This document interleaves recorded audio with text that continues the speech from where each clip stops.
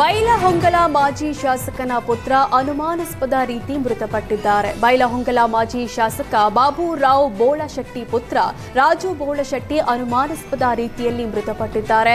ಬೆಳಗಾವಿಯ ಬೈಲಹೊಂಗಲದ ಒಡಕೇರಿ ಗ್ರಾಮದ ವ್ಯಕ್ತಿ ರಾಜು ಬೋಳಶೆಟ್ಟಿಯನ್ನ ಕೊಲೆಗೈದು ಕಾರ್ನಲ್ಲಿಯೇ ಬೆಂಕಿ ಹಚ್ಚಿರುವ ಶಂಕೆ ವ್ಯಕ್ತವಾಗಿದೆ. ಧಾರವಾಡ ತಾಲೂಕಿನ ರಾಮಾಪುರದ ರೈಲ್ವೆ ಟ್ರ್ಯಾಕ್ ಬಳಿ ಶವ ಸುಟ್ಟ ಸ್ಥಿತಿಯಲ್ಲಿ ಪತ್ತೆಯಾಗಿದ್ದು, ಸ್ಥಳಕ್ಕೆ ಧಾರವಾಡ ಎಸ್ಪಿ ಗುಂಜನ್ ಆರ್ಯ ಭೇಟಿ ನೀಡಿ ಪರಿಶೀಲಿಸಿದ್ರು. ಧಾರವಾಡದ ಗ್ರಾಮೀಣ ಪೊಲೀಸ್ ಠಾಣೆಯಲ್ಲಿ ಪ್ರಕರಣ ದಾಖಲಾಗಿದ್ದು, ಪೊಲೀಸರು ತನಿಖೆ ಮುಂದುವರೆಸಿದ್ದಾರೆ. ಕರ್ನಾಟಕದ ಹೆಮ್ಮೆಯ ಕೆಎಂಎಫ್ ನಂದಿನಿ ಬ್ರ್ಯಾಂಡ್ ಇದೀಗ ಐಪಿಎಲ್ನ ಜನಪ್ರಿಯ ಫ್ರಾಂಚೈಸಿ ಆರ್ಸಿಬಿ ತಂಡದೊಂದಿಗೆ ಕೈಜೋಡಿಸಿದೆ. ಈ ಬಾರಿಯ ಟೂರ್ನಿಯಲ್ಲಿ ಆರ್ಸಿಬಿಗೆ ಅಧಿಕೃತ ಡೈರಿ ಪಾರ್ಟ್ನರ್ ಆಗಿ ಕೆಎಂಎಫ್ ಕಾಣಿಸಿಕೊಳ್ಳಲಿದೆ. ಈ ಒಪ್ಪಂದದ ಮೂಲಕ ನಂದಿನಿ ಬ್ರ್ಯಾಂಡ್ ತನ್ನ ವ್ಯಾಪ್ತಿಯನ್ನು ದೇಶದಾಚೆಗೆ ವಿಸ್ತರಿಸುವ ಮಹತ್ವಾಕಾಂಕ್ಷೆಯ ಹೆಜ್ಜೆ ಇಟ್ಟಿದೆ. ಕೆಎಂಎಫ್ ವ್ಯವಸ್ಥಾಪಕ ನಿರ್ದೇಶಕ ಶಿವಸ್ವಾಮಿ ಈ ಕುರಿತು ಮಾತನಾಡಿ, ನಂದಿನಿ ಬ್ರ್ಯಾಂಡ್ ಈಗಾಗಲೇ ರಾಜ್ಯದ ಹೊರಗೂ ಉತ್ತಮ ಹೆಸರನ್ನ ಗಳಿಸಿದ್ದು, ಇದೀಗ ಐಪಿಎಲ್ನಂತಹ ಜಾಗತಿಕ ಮಟ್ಟದ ವೇದಿಕೆಯಲ್ಲಿ ಕಾಣಿಸಿಕೊಳ್ಳುವ ಮೂಲಕ ದೇಶದಾದ್ಯಂತ ಹಾಗೂ ವಿಶ್ವ ಮಟ್ಟದಲ್ಲಿ ತನ್ನ ಗುರುತನ್ನು ಮತ್ತಷ್ಟು ಬಲಪಡಿಸುವ ಉದ್ದೇಶ ಹೊಂದಿದೆ ಅಂತ ತಿಳಿಸಿದ್ದಾರೆ. ಯುವ ಜನತೆ ಹೆಚ್ಚಿನ ಸಂಖ್ಯೆಯಲ್ಲಿ ಕ್ರೀಡೆಯಲ್ಲಿ ತೊಡಗಿಸಿಕೊಳ್ಳಬೇಕು ಮತ್ತು ಆರೋಗ್ಯಕರ ಹಾಲು ಉತ್ಪನ್ನಗಳನ್ನು ಬಳಸುವ ಅಭ್ಯಾಸ ಬೆಳೆಸಬೇಕು ಎಂಬ ಸಂದೇಶ ನೀಡುವ ನಿಟ್ಟಿನಲ್ಲಿ ಈ ಸಹಭಾಗಿತ್ವ ಕೈಗೊಳ್ಳಲಾಗಿದೆ ಅಂತ ಹೇಳಿದರು. ಈ ಒಪ್ಪಂದದ ಭಾಗವಾಗಿ ಆರ್ಸಿಬಿ ತಂಡದ ಪ್ರಮುಖ ಆಟಗಾರರಾದ ವಿರಾಟ್ ಕೊಹ್ಲಿ, ರಜತ್ ಪಾಟಿದಾರ್ ಮತ್ತು ದೇವದತ್ ಪಡಿಕ್ಕಲ್ ಅವರ ಭಾವಚಿತ್ರಗಳನ್ನು ನಂದಿನಿ ಬ್ರ್ಯಾಂಡ್ ಉತ್ಪನ್ನಗಳ ಪ್ಯಾಕೆಟ್ ಮೇಲೆ ಬಳಸಲಾಗುತ್ತೆ. ಆದರೆ ತಂಡದ ಜರ್ಸಿ ಅಥವಾ ಕ್ಯಾಪ್ಗಳ ಮೇಲೆ ಕೆಎಂಎಫ್ ಲೋಗೋ ಪ್ರದರ್ಶನ ಇರೋದಿಲ್ಲ ಅಂತ ಸ್ಪಷ್ಟಪಡಿಸಲಾಗಿದೆ. 4,80,00,000 ಮೊತ್ತದ ಟೆಂಡರ್ ಮೂಲಕ ಈ ಪ್ರಾಯೋಜಕತ್ವವನ್ನು ಕೆಎಂಎಫ್ ಪಡೆದಿದ್ದು, ಈ ಒಪ್ಪಂದವು 1 ವರ್ಷದ ಅವಧಿಗೆ ಮಾನ್ಯವಾಗಿರಲಿದೆ.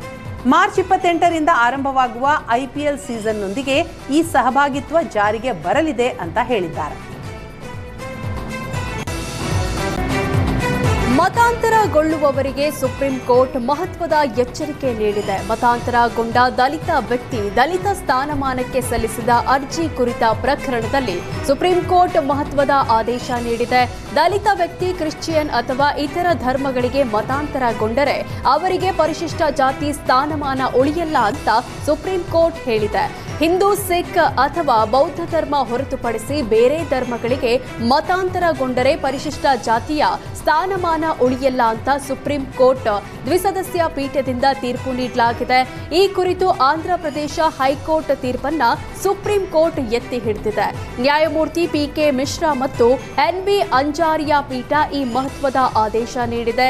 ಹಿಂದೂ, ಸಿಖ್ ಅಥವಾ ಬೌದ್ಧ ಧರ್ಮಗಳಿಗೆ ಸೇರಿದ ವ್ಯಕ್ತಿಗಳು ಮಾತ್ರ ಪರಿಶಿಷ್ಟ ಜಾತಿ ಸ್ಥಾನಮಾನವನ್ನ ಪಡೆಯಬಹುದು.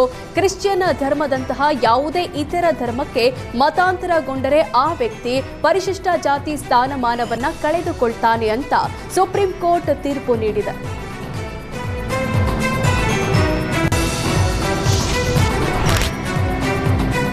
ಮಧ್ಯಪ್ರಾಚ್ಯ ಯುದ್ಧದಲ್ಲಿ ತಾತ್ಕಾಲಿಕ ಕದನ ವಿರಾಮದ ಬಳಿಕವೂ ಚಿನ್ನ, ಬೆಳ್ಳಿ ದರದಲ್ಲಿ ಭಾರೀ ಇಳಿಕೆ ಆಗ್ತಾ ಇದೆ.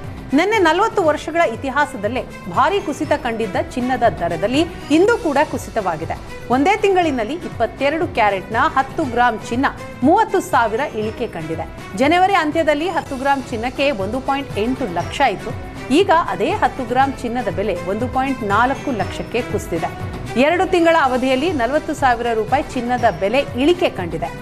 ಬೆಳ್ಳಿ ಬೆಲೆ ಒಂದೇ ತಿಂಗಳಿನಲ್ಲಿ 80,000 ರೂಪಾಯಿ ಇಳಿದಿದ್ದು, ಮಾರ್ಚ್ 2ಕ್ಕೆ 3.15 ಲಕ್ಷ ಇದ್ದ 1 ಕೆಜಿ ಬೆಳ್ಳಿ ದರ ಈಗ 2.35 ಲಕ್ಷಕ್ಕೆ ಕುಸಿತವಾಗಿದೆ.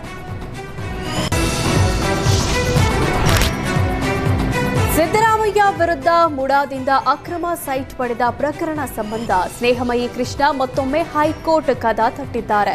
ಲೋಕಾಯುಕ್ತ ಬಿ ರಿಪೋರ್ಟ್ ಪ್ರಶ್ನಿಸಿ ಹೈಕೋರ್ಟ್ಗೆ ಮುಡಾ ಕೇಸ್ ದೂರುದಾರ ಸ್ನೇಹಮಯಿ ಕೃಷ್ಣ ಅರ್ಜಿ ಸಲ್ಲಿಸಿದ್ದಾರೆ. ಅಕ್ರಮ ಸೈಟ್ ಸಂಬಂಧ ಸಿದ್ದರಾಮಯ್ಯ ಮತ್ತು ಅವರ ಪತ್ನಿ ಪಾರ್ವತಿ ಸೇರಿ 4 ವಿರುದ್ಧದ ಕೇಸ್ ದಾಖಲಾಗಿತ್ತು. ಆದರೆ ಸಾಕ್ಷ್ಯಾಧಾರಗಳ ಕೊರತೆ ಕಾರಣ ಕೊಟ್ಟು ಲೋಕಾಯುಕ್ತ ಬಿ ರಿಪೋರ್ಟ್ ನೀಡಿತ್ತು. ಜನಪ್ರತಿನಿಧಿಗಳ ಕೋರ್ಟ್ ಲೋಕಾಯುಕ್ತ ಬಿ ರಿಪೋರ್ಟ್ ಅನ್ನ ಅಂಗೀಕರಿಸಿತ್ತು. ಇದೀಗ ಬಿ ರಿಪೋರ್ಟ್ ಅಂಗೀಕರಿಸಿದ್ದ ಸೆಷನ್ಸ್ ಕೋರ್ಟ್ ಆದೇಶ ಪ್ರಶ್ನಿಸಿ ಅರ್ಜಿ ಸಲ್ಲಿಸಿದ್ದಾರೆ.